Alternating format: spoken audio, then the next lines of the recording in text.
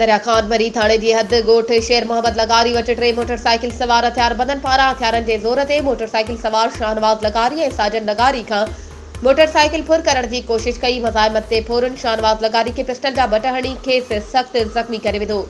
मज़ाहिमत दौरान फौरन पारां फायरिंग करण सबबि संदसि साथी सिंगार अली पुट हाजी चांडियो खे पिण हथ में गोली लगी। इलाइक़े वासिन पिस्टल ऐं 4 गोलियुनि समेत ज़ख़्मी फोरू सिंगार अली चांडियो खे पकड़े दरिया खान मरी पुलिस हवाले कयो। होॾां ज़ख़्मी शाहनवाज़ लगारी खे पुलिस लेटर ॾेई इलाज लाइ अस्पताल मुंतक़िल कयो। ॻोठाणनि दाहिंदे चयो त पुलिस चेक पोस्ट भरिसां रोज़ मोटरसाइकिलूं फुर थी रहियूं आहिनि, मगर पुलिस फुर में मुलविस जवाबदार गिरफ़्तार न करे सघी आहे। ॻोठाणनि चयो त अॼु बि असां पंहिंजी मदद पाण हिकु फोरू पकड़े पुलिस हवाले कयो आहे। वधीक ख़बरुनि ऐं अपडेट्स जे लाइ असांजे चैनल खे सब्सक्राइब कयो ऐं हा, बेल आइकन खे प्रेस करणु न विसारिजो त जीअं असांजी हर नई अचण वारी वीडियो तव्हां ताईं पहुची